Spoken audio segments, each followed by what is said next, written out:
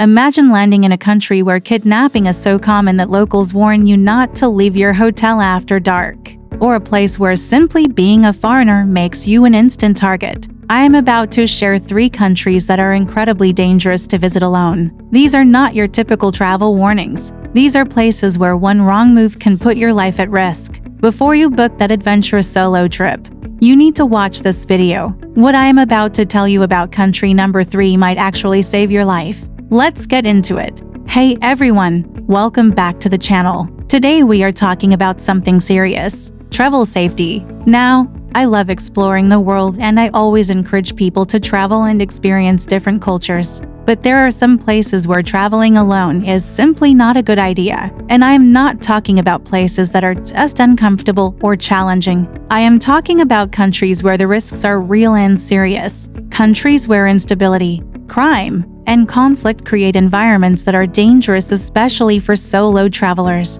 Before we start, I want to make something clear. This is not about the people. In many of these countries, locals are kind, welcoming, and resilient. The problem is not the culture or the individuals. The problem is instability, lack of infrastructure, economic collapse, or ongoing conflict. These factors create dangerous situations that solo travelers are not equipped to handle. So if you are planning a big adventure or considering an off-the-beaten-path destination, please watch this entire video. The information could be crucial. And if you find this helpful, make sure to subscribe and hit the bell so you stay informed about travel safety. Alright, let's dive into country number 1. Country number 1 is Somalia. Somalia is located in the Horn of Africa, along the coast of the Indian Ocean. And I am going to be very direct with you. Somalia is one of the most dangerous countries in the world for travelers. It has been dealing with decades of conflict, instability, and lawlessness. There is no stable central government controlling the entire country. Different regions are controlled by different groups. This creates an environment where there are no consistent rules, no reliable safety systems, and virtually no protection for foreigners. Let me explain what makes Somalia so dangerous. First, kidnapping. Kidnapping is a real and serious risk in Somalia. Foreign travelers and aid workers are high-value targets because kidnappers can demand large ransoms. There have been multiple cases of foreigners being kidnapped and held for months or even years. Some have been released after ransoms were paid. Others have not been so lucky. As a solo traveler, you have no support system. No one is watching your back. No one knows where you are at all times. This makes you extremely vulnerable. Second, piracy. Yes, Somali pirates are real. The waters off the coast of Somalia have been notorious for piracy for years. While piracy has decreased compared to its peak in the early 2000s, it is still a threat. Ships and boats are targeted. Crews are held hostage. This makes coastal areas and maritime travel particularly risky. Third, conflict zones. Somalia has active conflict zones, especially in the south and central regions. Groups like Al-Shabaab operate in parts of the country and carry out attacks, including bombings and armed assaults. These attacks target government buildings, hotels, airports, and public spaces. Mogadishu, the capital, has seen numerous attacks over the years. Even fortified areas like hotel compounds and government districts are not immune. As a foreigner, you stand out immediately. Your appearance, clothing, and behavior mark you as an outsider. This makes you a potential target. Fourth, lack of infrastructure. There is limited medical care, unreliable communication networks, and poor road conditions. If something goes wrong, getting help is extremely difficult. There are no ambulances rushing to your aid. There are no reliable emergency services. Hospitals, if available, are often under-equipped. If you get sick or injured, your options are very limited. Now here is the thing. The people of Somalia are not the problem. Somalis are known for being resilient, resourceful, and hospitable. Many Somalis have suffered tremendously due to decades of conflict and instability. They are victims of the situation just like anyone else. The problem is the environment.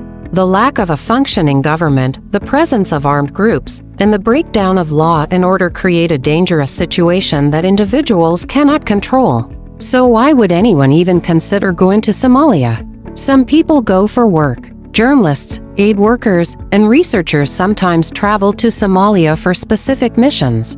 But even they go with security teams, armored vehicles, and strict protocols. They do not go alone. They do not wander freely. They operate within highly controlled environments. For a solo tourist, there is no reason to go and no way to do it safely. If you are someone who loves adventure and wants to explore lesser-known places, I respect that. But Somalia is not the place for adventure travel. The risks are too high. The unpredictability is too great. There is no backup plan if things go wrong. Please, do not attempt to visit Somalia alone. It is not worth the risk. Country number 2 is Venezuela. Venezuela is located on the northern coast of South America. It has stunning natural beauty including Angel Falls, the tallest waterfall in the world, beautiful Caribbean beaches, and the unique landscapes of the Andes and Amazon. Decades ago, Venezuela was a prosperous country and a popular tourist destination. But today, it is one of the most dangerous countries in the world due to economic collapse, political instability, and rampant crime. Let me start with Caracas, the capital. Caracas has one of the highest murder rates in the world. Armed robbery, kidnapping, carjacking, and violent crime happen daily. Criminals operate openly and with little fear of consequences because the police force is understaffed, under-equipped, and in some cases, corrupt. Gangs control certain neighborhoods. Even locals avoid certain areas entirely. As a foreigner, you are an easy target. Tourists stand out, and criminals assume you have money, electronics, and valuables. Kidnappings are common in Venezuela. There are 2 types. Express kidnappings where victims are taken, forced to withdraw money from ATMs, and then released. And longer-term kidnappings where victims are held for ransom. Both are terrifying and both happen frequently. Solo travelers are especially vulnerable because there is no one to notice if you go missing. No one to report it immediately. No one to advocate for you. Then there is the economic crisis. Venezuela has been dealing with hyperinflation for years. Basic goods like food, medicine, and fuel are in short supply. ATMs often do not work. Credit cards are not widely accepted. The local currency is almost worthless. This means you have to carry cash, which makes you a target. Power outages are common. Water shortages happen. Infrastructure is crumbling. Even if you avoid crime, daily life in Venezuela is incredibly difficult. Transportation is also risky. Carjackings happen on highways and city streets. Buses and taxis can be dangerous. Unofficial taxis operated by criminals have been used to rob and kidnap passengers. There is no reliable way to know who you can trust. Now here is the heartbreaking part. Venezuela is a beautiful country. Angel Falls is one of the most spectacular natural wonders on Earth. The landscapes are diverse and stunning. The culture is rich. Venezuelan people are warm, friendly, and proud of their country. But all of that beauty and culture is overshadowed by the crisis. Locals are suffering. Many have fled the country. Those who remain face daily struggles just to survive. So why do some people still go? Some go to visit family. Some journalists and researchers go to document the situation. But tourists? Almost none. And those who do go usually travel in organized groups with local contacts and lots of precautions. Going alone is extremely risky. If you are a solo traveler considering Venezuela, please reconsider. The crime rate is too high. The infrastructure is too unreliable. The risks are too great. Yes, there are good people in Venezuela. Yes, the country has incredible natural beauty. But right now, it is not safe, especially not for someone traveling alone. There is no support system, no one to help if things go wrong. And things can go wrong very quickly. I truly hope the situation in Venezuela improves. The country and its people deserve better. But until then, solo travel there is not advisable. Please choose safety over adventure in this case. And now, country number 3. Afghanistan. Afghanistan is a landlocked country in Central Asia with a complex and tragic history. It has been through decades of conflict including wars, occupations, and internal struggles. The situation remains highly unstable and unpredictable. For solo travelers, Afghanistan is extremely dangerous. Let me explain the risks. First, security. Afghanistan has active conflict zones. There are bombings, shootings, and attacks. The Taliban controls the country, but there are still internal conflicts and threats from groups like ISIS-K. Attacks can happen anywhere. Markets, hotels, roads, and even government areas have been targeted. There is no way to predict when or where violence will occur. Second, checkpoints. Afghanistan has numerous checkpoints on roads and in cities. Armed groups control these checkpoints. As a foreigner, you will be stopped, questioned, and searched. Your documents will be scrutinized. Your movements will be monitored. In some cases, foreigners have been detained at checkpoints.